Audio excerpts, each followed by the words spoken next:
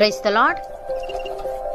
ఈరోజు దేవుని వాగ్దానము, తనవాడు ఎవడో పరిశుద్ధుడు ఎవడో రేపు యెహోవా తెలియజేసి వానిని తన సన్నిధికి రానిచ్చును.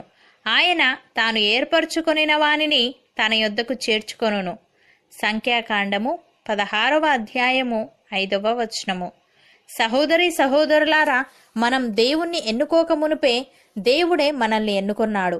మనం ఆయనను ఆరాధించేలా, ఆయన సన్నిధిలో నివసించేలా ఆయనే మనలను తన చెంత చేర్చుకున్నాడు. ఆయన చెంతకు చేరిన మనము ఆయనకు ప్రార్థిస్తూ, ఆయన్ను స్తుతిస్తూ మనస్ఫూర్తిగా ఆయన్ను ఆరాధించే వారమై ఉండాలి. భక్తుడు ఈ విధంగా అంటున్నాడు: దేవా, సియోనులో మౌనముగా నుండుట నీకు స్తుతి చెల్లించుటే నీకు మ్రొక్కుబడి చెల్లింపవలసి ఉన్నది. ప్రార్థన ఆలకించువాడా, సర్వశరీరులు నీ యొద్దకు వచ్చెదరు. నా మీద మోపబడిన దోషములు భరింపజాలనివి. మా అతిక్రమముల నిమిత్తము నీవే ప్రాయశ్చిత్తము చేయుదువు. నీ ఆవరణములలో నివసించినట్లు నీవు ఏర్పరచుకొని చేర్చుకొనువాడు ధన్యుడు. నీ పరిశుద్ధాలయము చేత, నీ మందిరములోని మేలు చేత మేము తృప్తి పొందెదము అని. ప్రియులారా, దేవుని దృష్టి నరుల మార్గముల మీద నుంచబడి ఉన్నది. ఆయన వారి నడకలన్నీ కనిపెట్టి చూచుచున్నాడు. దుష్క్రియలు చేయువారు దాగుకొనుటలేదు. చీకటి అయినను మరణాంధకారమైనను లేదు. ఒకడు న్యాయ విమర్శలోనికి రాకముందు బహుకాలము అతనిని విచారణ చేయుట దేవునికి అగత్యము లేదు. విచారణ లేకుండానే బలవంతులను ఆయన నిర్మూలము చేయుచున్నాడు. వారి స్థానమున ఇతరులను నియమించుచున్నాడు. వారి క్రియలను ఆయన తెలుసుకొనుచున్నాడు.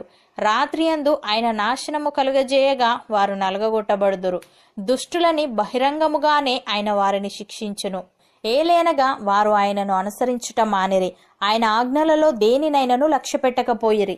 కీర్తనకారుడు ఈ విధంగా అంటున్నాడు: యెహోవా మాట నా నాలుకకు రాకమునుపే అది నీకు పూర్తిగా తెలిసి ఉన్నది. వెనుకను ముందును నీవు నన్ను ఆవరించి ఉన్నావు. నీ చేయి నా మీద ఉంచి ఉన్నావు. ఇట్టి తెలివి నాకు మించినది, అది అగోచరము, అది నాకందదు. నీ ఆత్మ యొద్ద నుండి నేనెక్కడికి పోవుదును? నీ సన్నిధి నుండి నేనెక్కడికి పారిపోవుదును? నేను ఆకాశమునకెక్కినను నీవు అక్కడను ఉన్నావు. నేను పాతాళమందు పండుకొనినను నీవు అక్కడను ఉన్నావు. నేను వేకువ రెక్కలు కట్టుకొని సముద్ర దిగంతములలో నివసించినను అక్కడను నీ చేయి నన్ను నడిపించును, నీ కుడి చేయి నన్ను పట్టుకొనును అని.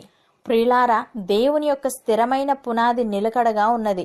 ప్రభువు తన వారిని ఎరుగును అనునదియు, ప్రభు నామమును ఒప్పుకొను ప్రతివాడును దుర్నీతి నుండి తొలగిపోవలెను అనునది దానికి ముద్రగా ఉన్నది. గొప్ప ఇంటిలో వెండి పాత్రలను బంగారు పాత్రలను మాత్రమే గాక కర్రవియు మంటివియు కూడా ఉండును. వాటిలో కొన్ని ఘనతకును కొన్ని ఘనహీనతకును వినియోగింపబడును. ఎవడైనను వీటిలో చేరక తన్ను తాను పవిత్రపరచుకొనిన ఎడల వాడు పరిశుద్ధపరచబడి యజమానుడు వాడుకొనుటకు అర్హమై ప్రతి సత్కార్యమునకు సిద్ధపరచబడి ఘనత నిమిత్తమైన పాత్రయై ఉండును.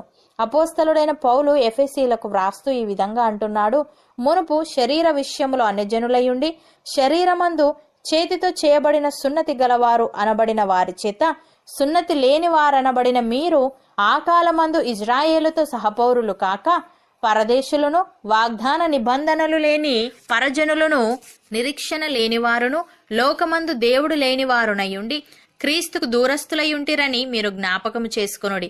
అయినను మునుపు దూరస్తులైన మీరు ఇప్పుడు క్రీస్తు యేసునందు క్రీస్తు రక్తము వలన సమీపస్తులై ఉన్నారు.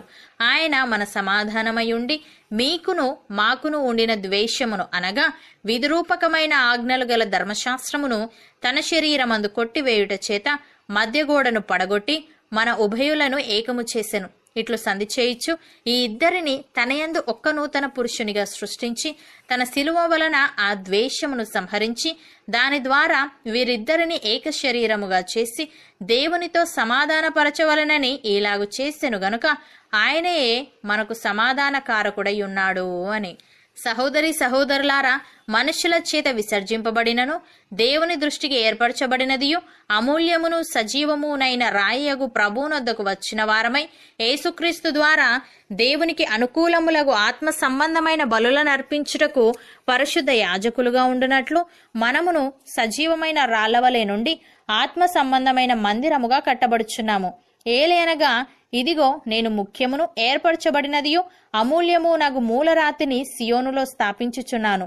ఆయన యందు విశ్వాసముంచువాడు ఏ మాత్రమును సిగ్గుపడడు అను మాట లేఖనమందు వ్రాయబడి ఉన్నది. విశ్వసించుచున్న మనకు ఆయన అమూల్యమైనవాడు. విశ్వసింపని వారికైతే ఇల్లు కట్టువారు ఏ రాతిని నిషేధించిరో అదే మూలకు తలరాయి ఆయను, మరియు అది అడ్డురాయియు అడ్డుబండయు ఆయను. అవును అన్నవారు నాతో పాటు ప్రార్థనలో ఏకీభవించండి. పరిశుద్ధుడా, ప్రేమగల తండ్రి, నీవు మమ్మల్ని ఎన్నుకొని నీ సన్నిధిలో నిలుచున్నట్లు మమ్మల్ని చేర్చుకున్నందుకు నీకు స్తోత్రములు. తండ్రి, మేము నిన్ను అనుసరిస్తూ నీ ఆజ్ఞలను లక్ష్యపెట్టే వారముగా ఉండుటకు సహాయము దయచేయమని, నీకు అనుకూలములగు ఆత్మ సంబంధమైన బలులను అర్పించుటకు పరిశుద్ధ యాజకులుగా ఉండునట్లు మేమును సజీవమైన రాళ్లవలే ఉండి ఆత్మ సంబంధమైన మందిరముగా కట్టబడుటకు కృపచూపమని నీవు వాడుకొనుటకు అర్హమై ప్రతి సత్కార్యమునకు సిద్ధపరచబడి ఘనత నిమిత్తమైన పాత్రలుగా ఉండులాగున మమ్మల్ని మార్చమని యేసుక్రీస్తు నామమున ప్రార్థిస్తున్నాము తండ్రి. ఆమెన్.